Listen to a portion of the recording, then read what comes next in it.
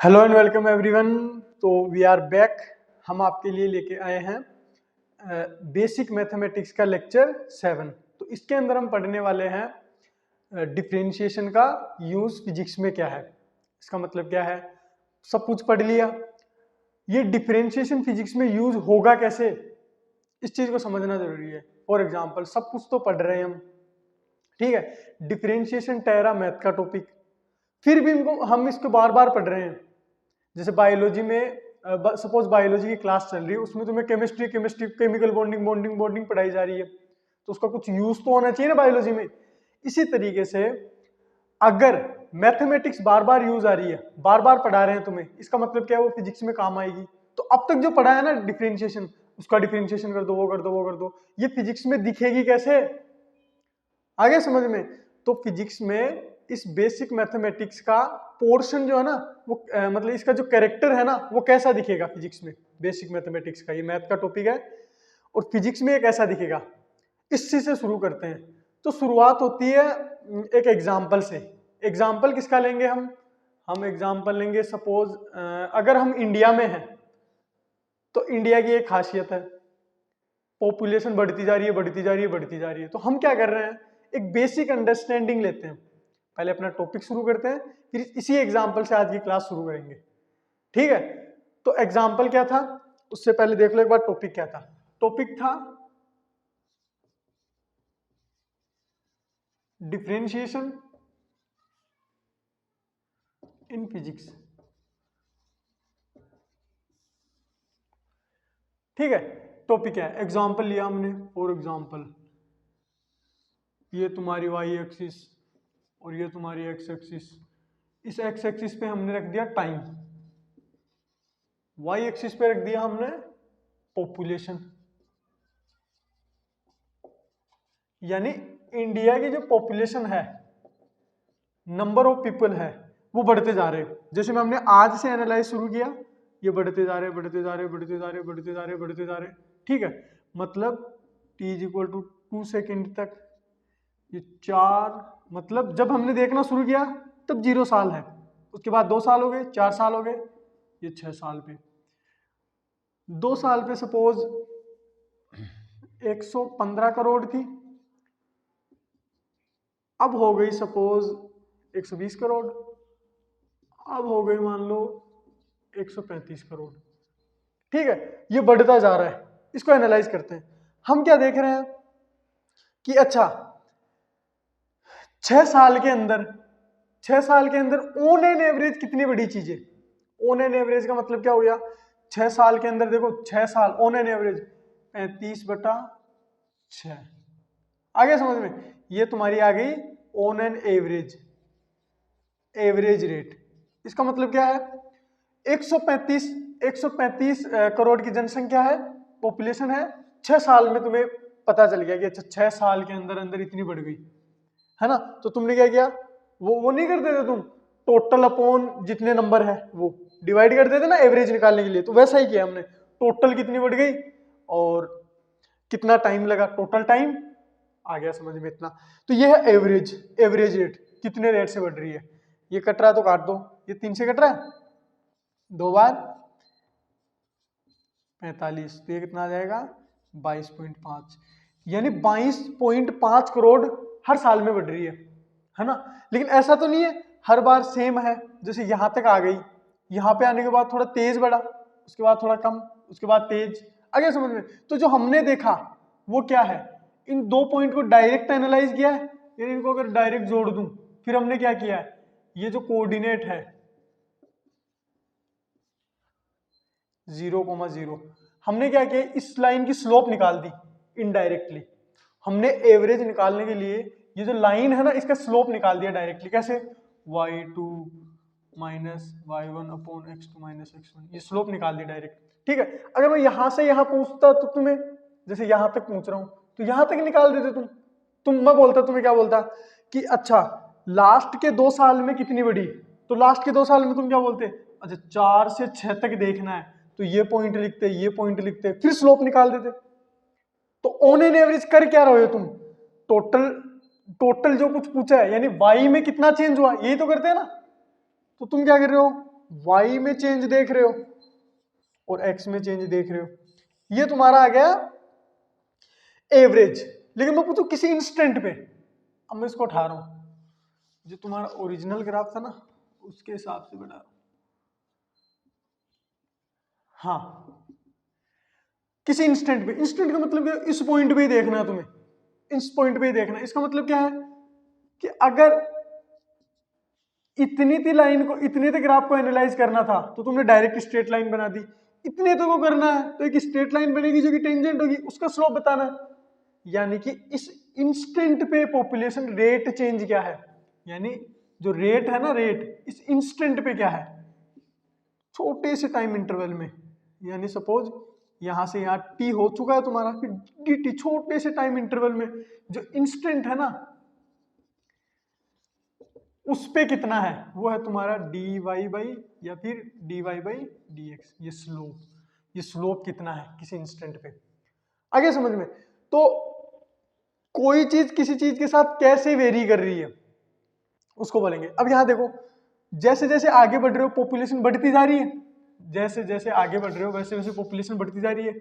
जैसे यहां थे तो यहां है, फिर आगे पहुंच गए तो और ऊपर आ गए, यानी पॉपुलेशन बढ़ रही है। तो इन दो पॉइंट का स्लोप हमेशा क्या आएगा, पॉजिटिव, क्योंकि थीटा पॉजिटिव है, वो स्लोप जीरो, बढ़ रहा बढ़ रहा बढ़ रहा। आगे समझ में, उतना हमने देख लिया था। इसका tan थीटा क्या है, पॉजिटिव, तो स्लोप भी क्या है, पॉजिटिव। यहां तक एक चीज हमें समझ में आ गई कि अगर एक्स एक्सिस के अलोंग अगर हम आगे धीरे धीरे चले और y की वैल्यू बढ़ती जा रही है तो स्लोप क्या है, पॉजिटिव। अगर कम हो रही है तो देखो, यहां कम होती तो यहां थे, फिर स्लोप क्या आ जाती, नेगेटिव। नेगेटिव स्लोप है ना, जीरो स्लोप बढ़ रही है, ये इनफाइनाइट, फिर ये नेगेटिव स्लोप वाला लेक्चर देख लेना अगर ये समझ में नहीं आ रहा हो तो यहां समझ में आया कि किसी चीज कोई चीज किस तरीके से चेंज हो रही है ना, उस चीज को बोलेंगे। इसको पढ़ेंगे कैसे वो एक बार देखते हैं, अगर समझ में आ गया तो छाप लो। कैसे, देखो, जैसे फॉर एग्जाम्पल मैंने क्या किया, एक एग्जाम्पल ले लिया कि मैं पूछ रहा हूं रेट चेंज ऑफ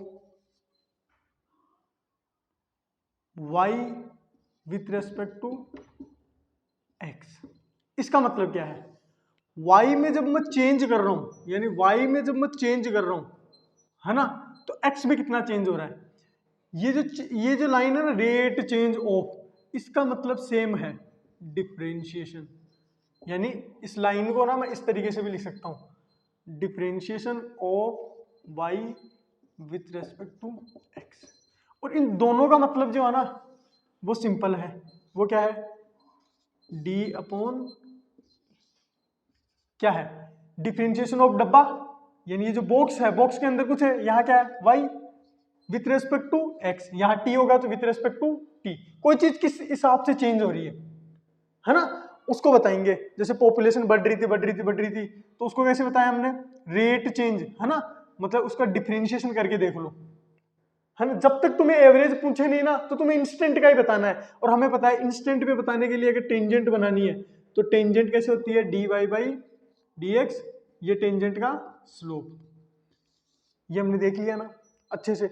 ये वापस लिख लो, y dash is equal to dy by dx, बार बार यूज में लेंगे इस चीज को, समझा भी है हमने, है ना, is equal to slope is equal to rate change.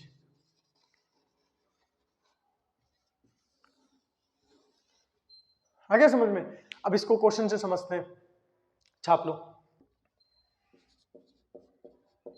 अब जैसे एग्जांपल दे दिया तुम्हें, इस एग्जांपल में क्या है, इस क्वेश्चन में जैसे बैलून होता है, बैलून में जैसे मैं हवा भरूंगा तो क्या होगा, ये बढ़ेगा बढ़ेगा बढ़ेगा, उसका वॉल्यूम बढ़ेगा ना, बैलून समझते हो, गुब्बारा, उसमें हवा भरूंगा तो क्या होगा, बैलून बढ़ेगा बढ़ेगा बढ़ेगा, है ना। लेकिन ऐसा नहीं है कि जैसे इतनी, अगर सेंटर उसका ये है, रेडियस ये है, तो थोड़ा अगर हवा भरूंगा तो थोड़ा और रेडियस आएगी ना, थोड़ी और रेडियस आएगी, तो इसका मतलब ये नहीं कि वॉल्यूम का रेट हर बार सेम रहेगा, या तो कम होगा या ज्यादा, वो देख लेंगे कितना क्या होगा, अलग अलग रेडियस पे अलग अलग होगा। कैसे, तुम्हें क्या पूछ रहा है, पहले तो क्वेश्चन की लैंग्वेज को डिकोड करना सीखो। उसका मतलब क्या है, balloon is changing its radius, हाँ ठीक है, रेडियस चेंज हो रही है उसकी, हवा भर रहा होगा, कुछ भी हो रहा होगा, at the rate of 5 metre पर सेकेंड, 15 मीटर पर सेकेंड। इसका मतलब क्या है, उसकी रेडियस का जो चेंज है विथ रेस्पेक्ट टू टाइम। अब यहाँ देखो रेट का मतलब कुछ भी हो सकता है, रेट का मतलब डिफरेंशिएशन करना है, विथ रेस्पेक्ट टू किसके करना है ये नहीं बता रखा है ना। तो जैसे टाइम के हिसाब से बढ़ रही हो ना, अब यहाँ पे भी दे भी रखा है 15 मीटर पर सेकेंड, है ना, पर सेकेंड, इसका मतलब टाइम के हिसाब से चेंज हो रही है चीजें, क्वेश्चन से भी समझ सकते हो। तो इस ये जो लाइन लिख रखी है ना, ये इसका मतलब ये है कि dr बाई डी की वैल्यू 15 मीटर पर सेकेंड दे रखी है तुम्हें, है ना। अब पूछा क्या है, find out it's rate change, यानी इसका डिफरेंशिएशन बताओ विथ रेस्पेक्ट टू, मतलब डिफरेंशिएशन बताओ वॉल्यूम का differentiation with respect to time, ये क्या होगा। अब इसका आंसर चाहिए हमें, ये हमारा फाइनल आंसर है। ये कैसे करें, इस चीज को समझने के लिए dv बाई dt चाहिए, तो v रखने के लिए कुछ होना चाहिए, लेकिन v है क्या, v तो दिया हुआ ही नहीं है। तो v क्या है, वॉल्यूम, वॉल्यूम है ना, मतलब बैलून का वॉल्यूम।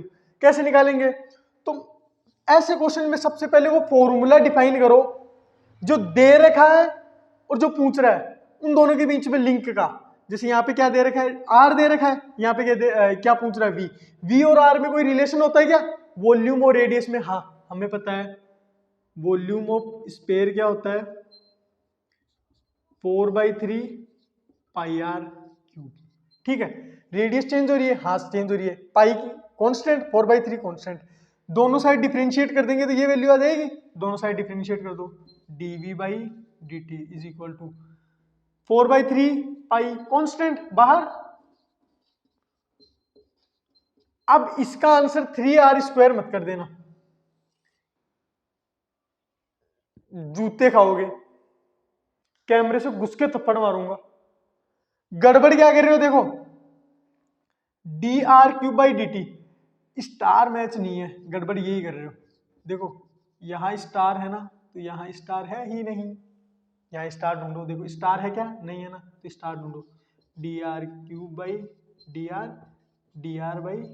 dr हाँ अब कर दो इसका आंसर, कितना आ जाएगा 3r²। तो इस पूरे का आंसर क्या हो जाएगा, यहाँ लिख रहा हूं dv by d t is equal to 4/3 pi 3r² हो जाएगा इसका, और ये dr/dt ऐसा कैसे बच जाएगा, ठीक है। अब निकाल दो dv बाई डी टी, यही तो निकालना है तुम्हें, इसका आंसर ही तो निकालना है। 4/3, 3 से 3 कट गया, ये हो गया 4 पाई r² dr/dt। अब देखो 4 पाई तो चलो तुम्हें पता है, r दिया हुआ है क्या, हाँ देखो वैसे भी देख लो, dr/dt दे रखा है, हाँ 15 दे रखा है, dr/dt 15 दे रखा है, dr/dt को 15 लिखो, 15 लिख दिया। फिर क्या है r², यानी जो वॉल्यूम की रेट चेंज है, यानी dv बाई डी है, वॉल्यूम की जो रेट चेंज है ना, वो अलग अलग r की वैल्यू के लिए अलग अलग है। इसका मतलब क्या है, जैसे r इज इक्वल टू 1 है, r इज इक्वल टू 1 पे इतना ही है, जैसे इसको एक कांस्टेंट मान लो c, है ना, कांस्टेंट ये तो कांस्टेंट है ना, तो r इज इक्वल टू 1 पे c है, r इज इक्वल टू 2 पे कितना है 4c, 4c होगा ना, 2 रखो, फिर 3 पे कितना है 9c, यानी इसकी रेट चेंज हो रही है, अलग अलग रेडियस पे अलग अलग है, जैसे रेडियस इतनी है 1 है तो c है, और फिर कितना आ गया r की वैल्यू 2 तो 4c, ज्यादा हो गया ना। तो ये कांस्टेंट रेट नहीं है, मतलब कांस्टेंट नहीं है, ये जो dv बाई dt है ना कांस्टेंट नहीं है, r पे डिपेंड कर रहा है। तो r की वैल्यू तुम्हें दे रखी है 4/पाई, 4/पाई लिख दूं, 5/5 पाई रूट पाई, उसका स्क्वायर कर दो, अब इसका स्क्वायर करो, कितना आ गया 4 पाई r² यानी 25/पाई, ये तो ये हो गया 15 भी था, 100 1500 मीटर पर सेकंड क्यूब, मीटर क्यूब पर सेकंड, 1500 मीटर क्यूब पर सेकंड। अब इसको ऐसे क्यों लिख रहा हूं, चलो 1500 तो तुम्हारा आंसर आ गया होगा, मीटर क्यूब क्यों लिख रहा हूं, देखो क्या है वॉल्यूम है, वॉल्यूम किस में लिखते हैं मीटर क्यूब में, टाइम किस में लिखते हैं सेकंड में, मीटर क्यूब पर सेकंड। आ गया आंसर। अब एक ऐसा ही क्वेश्चन मैं तुम्हें दे रहा हूं, करो फिर आगे बढ़ते हैं। क्वेश्चन सुनो क्या है। रेडियस जो है ना एक बॉल की वो चेंज हो रही है किस रेट से, 3/पाई। यानी ये क्या दे रखा है, इस लैंग्वेज को भी समझाया था, रेट चेंज है ना, वही है। Find out change of rate of volume, volume किस रेट से चेंज हो रहा है, R = 1 पे। सेम क्वेश्चन है, करो कोशिश फिर मैं बताता हूं। वीडियो पॉज करो और करो कोशिश। कर लिया? देखो इधर क्या दे रखा है, वापस देखो इस लैंग्वेज को डिकोड करो। रेडियस का रेट चेंज यानी dr/dt कितना दे रखा है, 3/पाई। यानी ये डाटा हमें यूज में लेना है। फिर क्या पूछ रहा है, find out change of rate of volume, यानी dv/dt पूछ रहा है, ये पूछ रहा है। ये निकालेंगे कैसे, v की जगह पे अब v = 4/3πr³। सेम v और r को रिलेट करने वाला फॉर्मूला यही है, वॉल्यूम का फॉर्मूला लिख दो, फिर dv/dt कर लो। 4/3π कॉमन, कांस्टेंट बाहर, dt।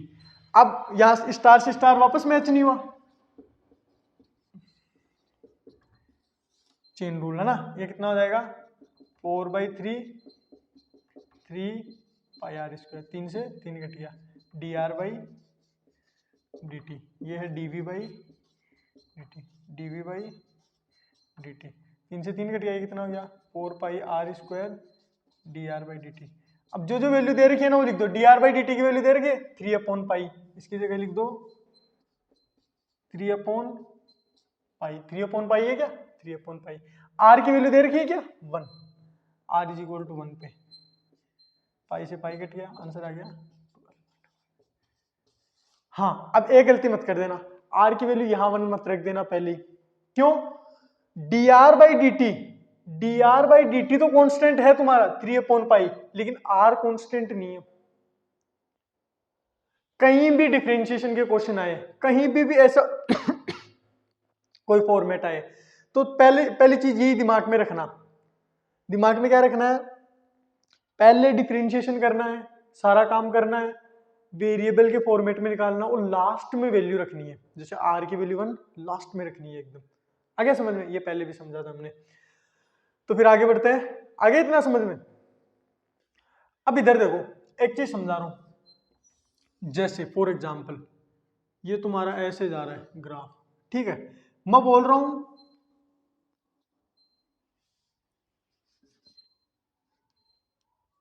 ये P पॉइंट है, ये Q पॉइंट है, मैं पूछ रहा हूं PQ रीजन में, PQ रीजन में तुम्हारा ग्राफ जो है ना, ग्राफ का जो स्लोप है वो पॉजिटिव है या नेगेटिव है। ठीक है, तो ये सुनते ही सबसे पहले ये मत कर देना, पूछा क्या है ग्राफ का स्लोप पॉजिटिव है कि नेगेटिव है, तो ये मत कर देना, यहां भी पॉजिटिव है, यहां भी पॉजिटिव है, यहां भी पॉजिटिव पॉजिटिव पॉजिटिव पॉजिटिव। ठीक है, ग्राफ का स्लोप तो चलो पॉजिटिव है, लेकिन हाँ इतना तो तुम्हें समझ में आ गया कि ग्राफ का स्लोप पॉजिटिव है, सब जगह पॉजिटिव, इतना तो सर समझ में आ रहा है। मैं बोल रहा हूं rate of graph, rate of slope, slope का रेट क्या है, स्लोप का रेट क्या है, पॉजिटिव है, नेगेटिव है या जीरो है। इन दोनों क्वेश्चन में फर्क है, ये तो तुम्हारा आंसर सही था पॉजिटिव, लेकिन ये देखो स्लोप का रेट यानी स्लोप किस हिसाब से चेंज हो रहा है।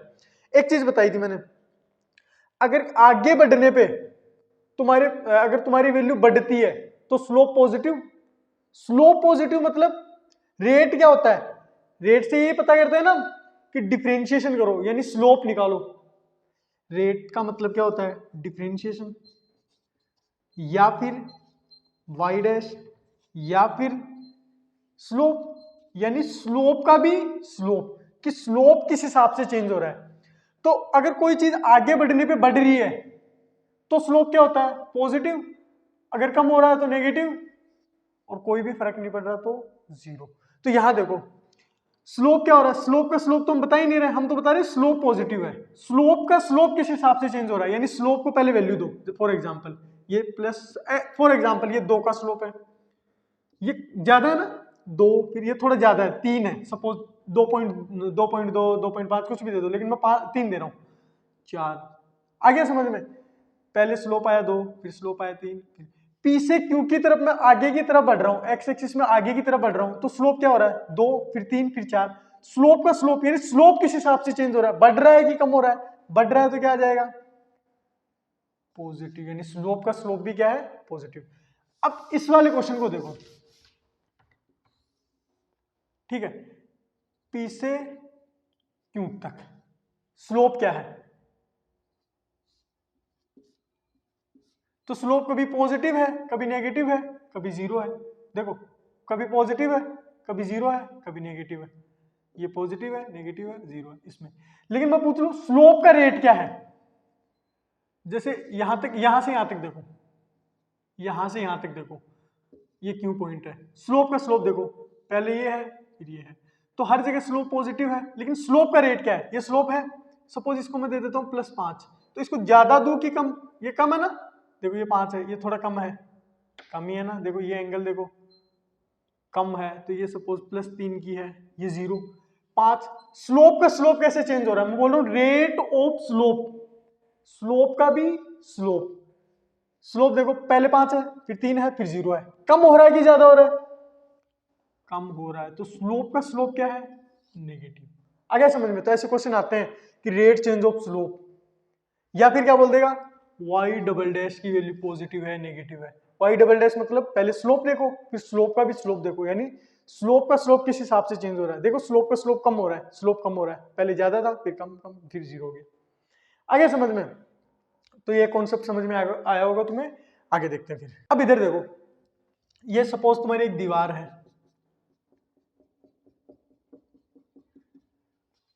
10th क्लास में तुमने देखा होगा, अगर मैं ऐसे ये डैश डैश डैश बनाता हूं ना, इसका मतलब होता है शाइनिंग सरफेस, मतलब उसके अपोजिट है ना, सिल्वर की भी सरफेस, ऐसे बोलते हैं ना, मिरर के केस में बनाते थे हम।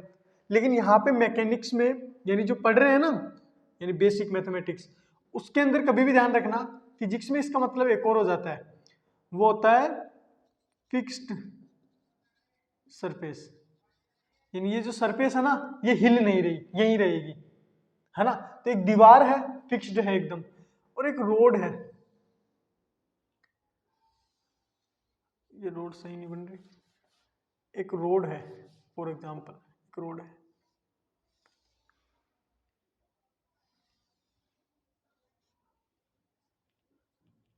और इसको पकड़ के मैं इधर खींच रहा हूं 10 मीटर पर सेकंड से, यानी हर 1 सेकंड में 10 मीटर पर सेकंड का मतलब क्या?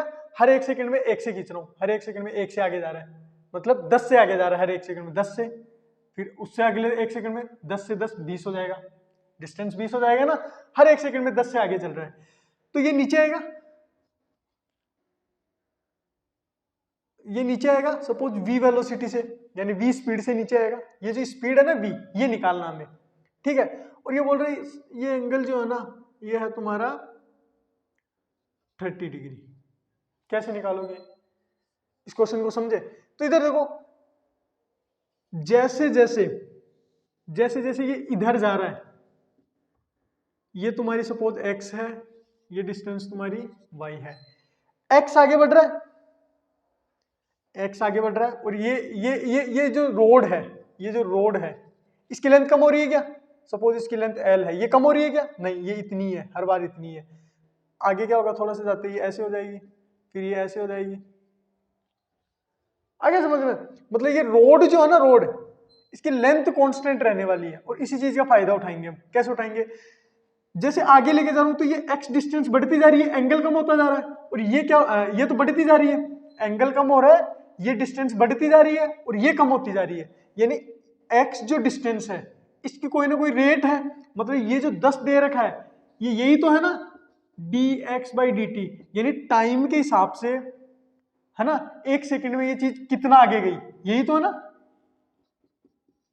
यही तो दे रखा है तुम्हें, dx/dt मतलब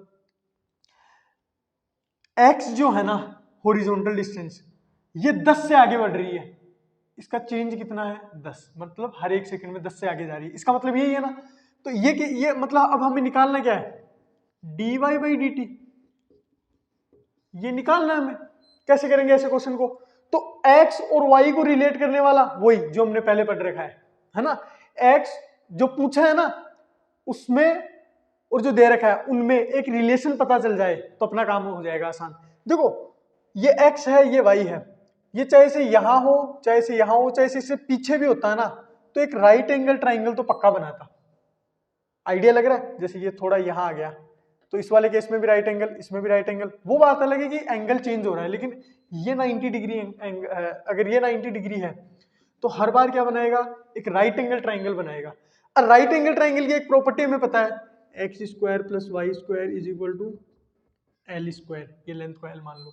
फिर क्या करें? हमें dx बाई dt दे रखा है, मतलब इसका यूज करना है। हमें dy बाई dt निकालना है, मतलब ये निकालना है। तो ये बनाए तो सही इस इक्वेशन से। कैसे बनाएंगे? दोनों साइड डिफरेंशिएशन कर दो। अब एक इक्वेशन को डिफरेंशिएट करना सीखा था हमने, किसके रेस्पेक्ट में करूं? सबसे इजी रहेगा टाइम के रेस्पेक्ट में ही कर दो, क्योंकि t नीचे है दिख रहा है। X square plus y square, यहाँ एल स्क्वायर रख दो, डी एल स्क्वायर। ये लेंथ चेंज हो रही है क्या? देखो टाइम के हिसाब से लेंथ उतनी की उतनी है, तो लेंथ कांस्टेंट है तो लेंथ का स्क्वायर जो है वो भी कांस्टेंट है। कांस्टेंट का डिफरेंशिएशन जीरो, इस साइड जीरो आ गया। ये कितना है? अलग अलग कर दूं, d x square d t, ठीक है, plus d y square d t is equal to कितना आ गया? जीरो, है ना। अब देखो इसका 2x मत कर देना, क्यों? वो स्टार से स्टार मैच नहीं है, तो स्टार से स्टार मैच करो।